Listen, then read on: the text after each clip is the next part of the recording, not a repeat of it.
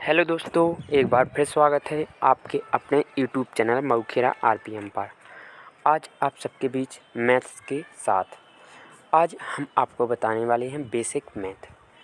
कमज़ोर छात्रों के लिए एक क्लास बहुत ही किफ़ायती होने वाली है।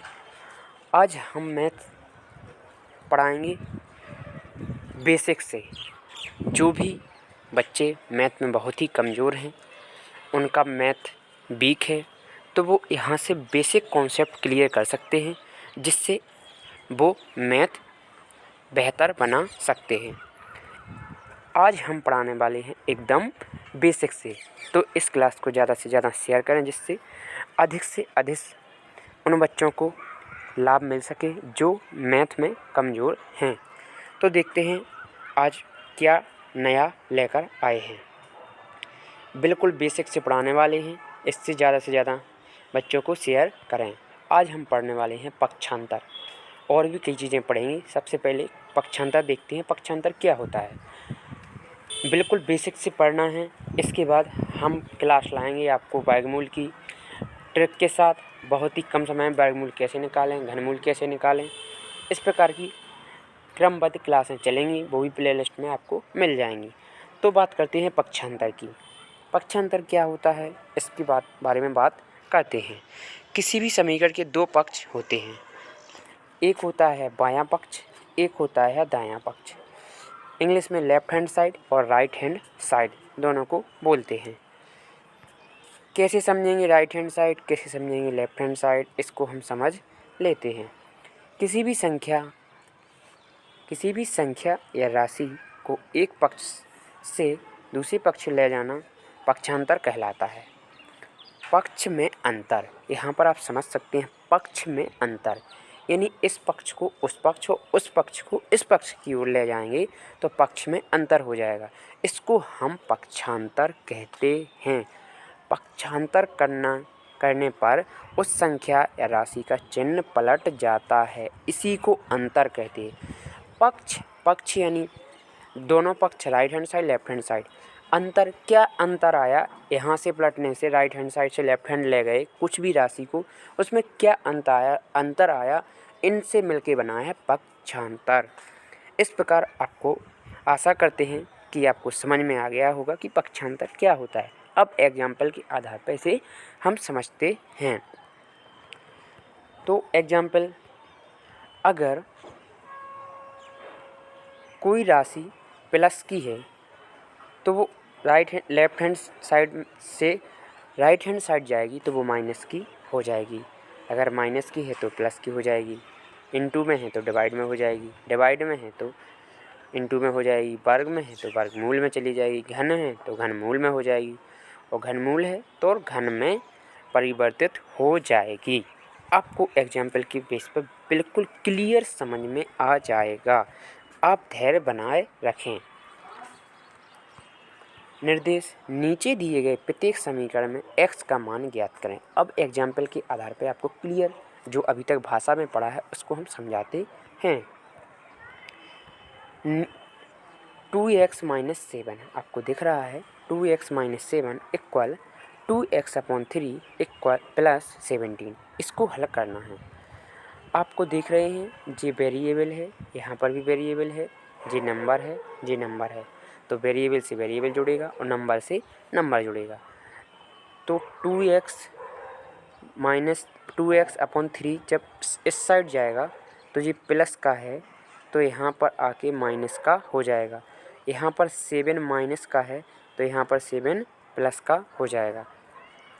इस प्रकार आप परिवर्तित कर सकते हैं। परिवर्तित करने के बाद आप देखेंगे इसमें एलसीएम लेना है। 3 का एलसीएम लेंगे आप तो 3 बन जाए 3, 3 2 6, 6 माइनस 2 यानी 4/3 यहाँ पर आने वाला है।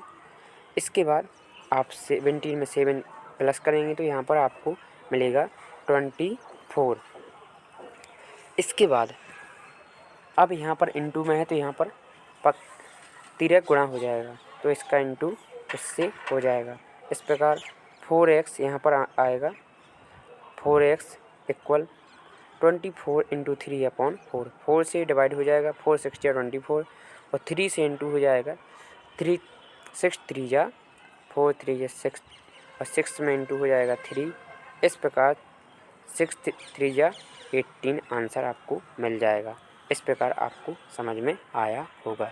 इसकी PDF हमारे टेलीग्राम ग्रुप मऊखिरा RPM पर मिल जाएगी, आप स्क्रीनशॉट भी ले सकते हैं। इसके बाद आपको समझना है तिर्यक गुणा। तिर्यक गुणा क्या होता है? समीकरण के बारे में पक्ष के अंश या का दाहिने पक्ष के हर से गुणा और बाएं पक्ष के हर का दाहिने पक्ष के अंश से गुणा तिर्यक गुणा कहलाता है। समझते हैं। यदि A/B = C/D, तो इसको हम करने वाले इससे इसका गुणा, इससे इसका गुणा, इसको हम तिर्यक गुणा बोलते हैं। इसमें समझने आप बड़ी ही सरल तरीके से समझ सकते हैं। अब आगे बात करते हैं। आशा करते हैं कि आपको बेहतर समझ में आया होगा। अब बात करते हैं कुछ निर्देश। इसमें एग्जाम्पल के आधार पर हम समझेंगे तो बेहतर समझ में आएगा। नीचे दिए गए समीकरण में x का मान ज्ञात करें।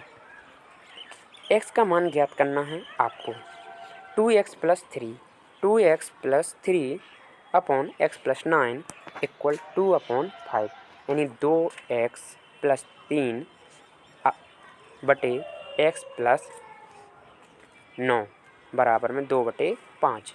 इसको हल करने के लिए आपको इसका इससे इंटू, इसका इससे इंटू कर देना है। आप 5 का गुणा 2 में करेंगे 10 हो जाएगा, 5 × 3 = 15 हो जाएगा, 2x हो जाएगा, 2 नाम 18। इस प्रकार आ जाएगा।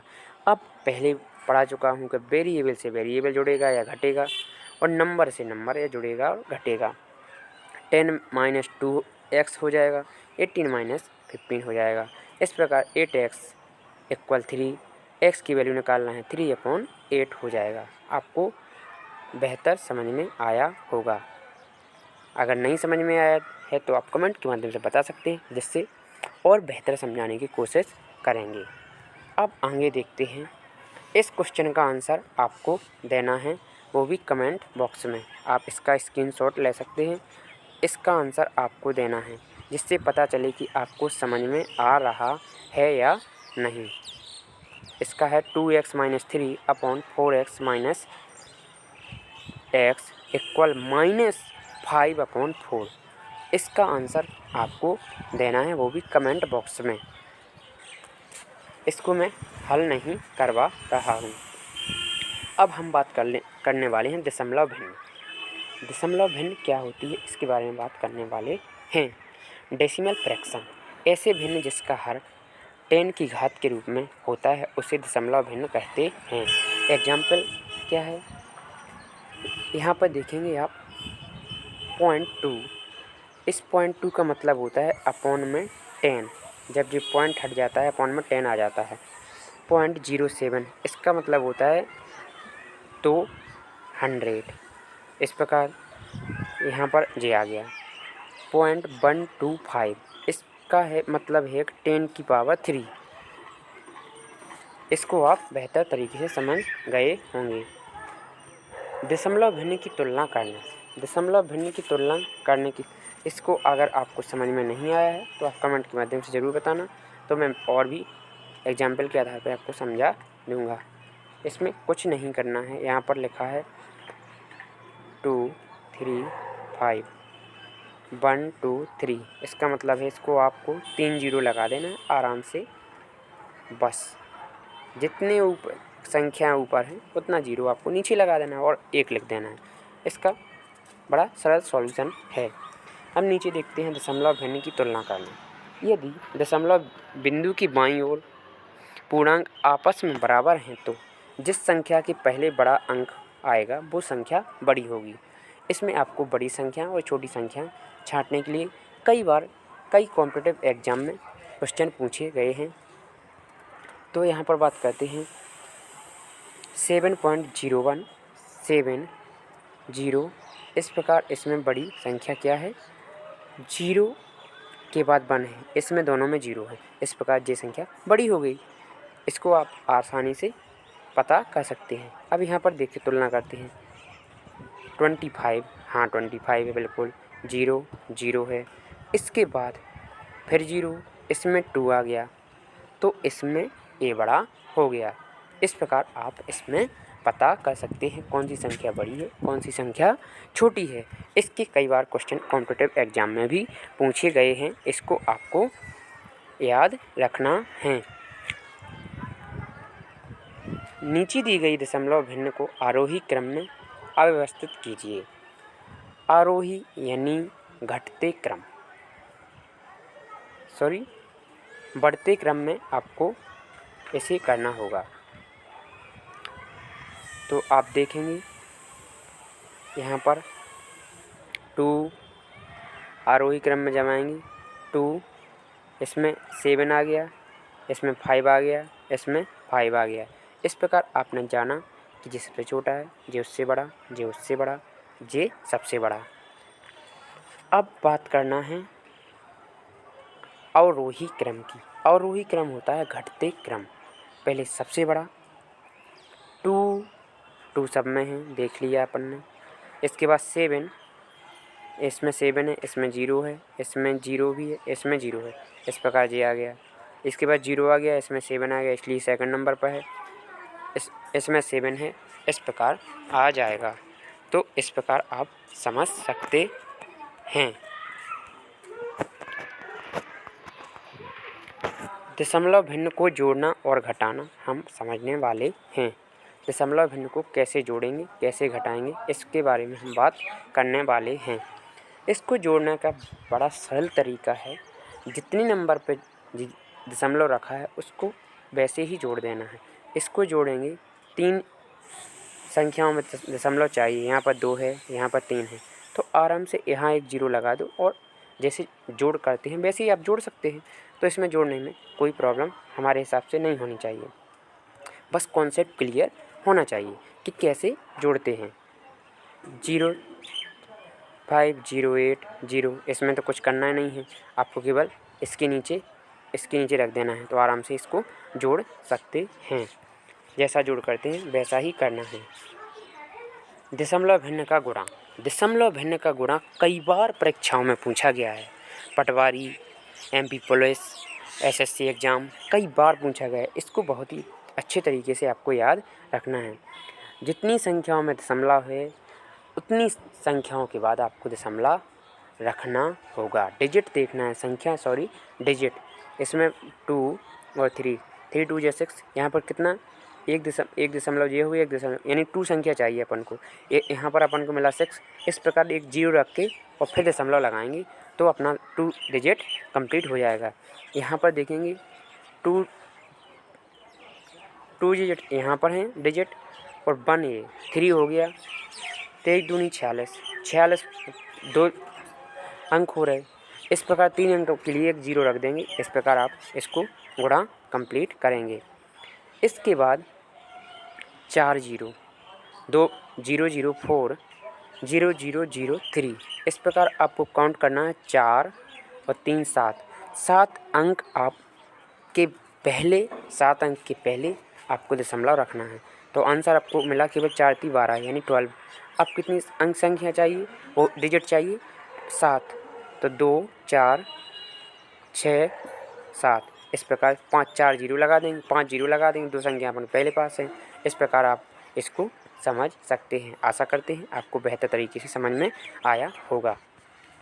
दशमलव भिन्न का गुणा ये पहले ही बता चुके। यदि किसी दशमलव भिन्न को 10n से गुणा किया जाए तो दशमलव भिन्न का दशमलव n दाहिनी ओर चला जाता है।